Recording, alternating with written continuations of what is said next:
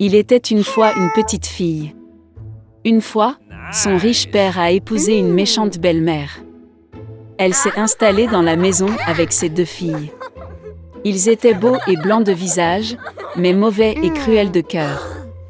Et puis vint un moment difficile pour la pauvre fille. Du matin jusqu'à tard dans la soirée, ils l'ont forcée à faire du sale boulot, porter de l'eau, chauffer la cuisinière, cuire les aliments, laver la vaisselle et faire la lessive. Et en plus, les demi-sœurs ont fait de leur mieux pour la contrarier autant que possible. Elles se sont moquées d'elle, ont versé des pois et du blé dans les cendres, et elle a dû s'asseoir et les cueillir.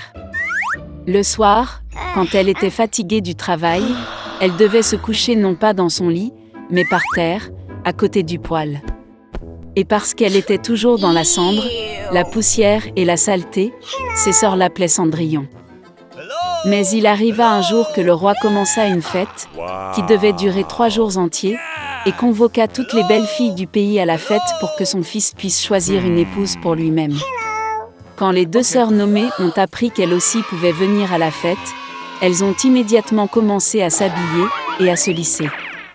Cendrillon voulait aussi aller danser, mais sa belle-mère ne l'a pas lâchée, car elle n'avait ni robe ni chaussures et elle était sale.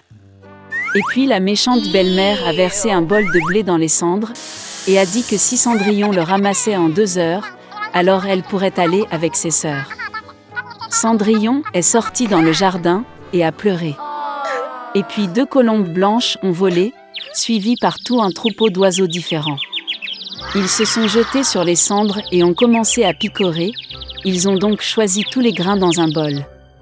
En moins d'1 heure, ils ont terminé leur travail et tout le monde est rentré. Cendrillon a apporté un bol à sa belle-mère, a commencé à se réjouir, pensant qu'elle pourrait aller à la fête. Mais sa belle-mère ne voulait pas la laisser entrer de toute façon. Elle tourna le dos à Cendrillon et se précipita avec ses 2 filles au bal.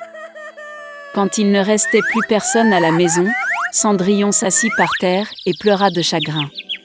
Et puis 2 colombes blanches ont volé, suivies par tout un troupeau d'oiseaux différents, et ils ont jeté leurs robes et leurs chaussures, brillantes et tout en or. Elle a rapidement mis cette robe et est venue vers la mariée. Ils ont vu ses demi-sœurs et sa belle-mère et ont pensé que ce devait être une étrange princesse. Elle était si belle dans sa robe dorée. Il ne leur est jamais venu à l'esprit que c'était Cendrillon. Le prince est venu à sa rencontre, lui a pris la main, et ils ont commencé à danser. Et il aimait tellement Cendrillon qu'il ne voulait danser avec aucune autre fille. Elle a dansé jusqu'au soir et a voulu rentrer chez elle, mais le prince lui a demandé de la voir partir. Il voulait savoir de qui il s'agissait et où elle vit. Mais Cendrillon s'est enfui de lui et est monté sur le pigeonnier. Le prince a ordonné de détruire le pigeonnier, mais il n'y avait personne dedans. Et nulle part près il ne pouvait trouver son bel inconnu. Personne n'aurait pu deviner que Cendrillon a été sauvée par des pigeons qui l'ont ramenée chez elle. Le prince était bouleversé et alla au palais la tête baissée. Et soudain, il a vu une chaussure, l'a soulevée, elle était si petite et élégante et tout d'or pur. Le prince a deviné que lorsque Cendrillon s'est enfui de lui, la chaussure de son pied gauche est restée sur l'une des marches. Le prince était ravi et a ordonné de trouver la maîtresse de cette chaussure, et à qui elle convient, il épousera celle-là. Les parents sont revenus du bal, ils ont vu que Cendrillon dormait dans sa chemise sur la cendre, et une faible lumière était allumée près du poêle. Les 2 sœurs sont allées dans leur chambre, espérant que demain, elles seraient les plus chanceuses à enfiler la pantoufle d'or. Le lendemain, le prince est venu chez eux et a dit que tous ceux qui voulaient essayer la chaussure de sa future épouse devraient sortir. 2 sœurs sont sorties et la belle-mère a enfermé Cendrillon dans la maison et ne l'a pas laissé sortir.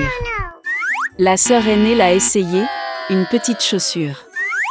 La petite sœur l'a essayé, la chaussure est géniale. Le prince était sur le point de partir, mais Cendrillon sortit par la fenêtre et courut vers lui. Et elle a mis une chaussure, et ça lui allait. Le prince la regarda dans les yeux et reconnut en elle la très belle fille avec qui il dansait. Il a pris Cendrillon, l'a mise sur un cheval, et est parti jouer un mariage avec elle. Et il a ordonné aux sœurs et à la belle-mère d'être enfermées dans leur maison, et de ne jamais les laisser sortir de là. C'est ainsi qu'ils ont été punis pour leur malice et leur tromperie.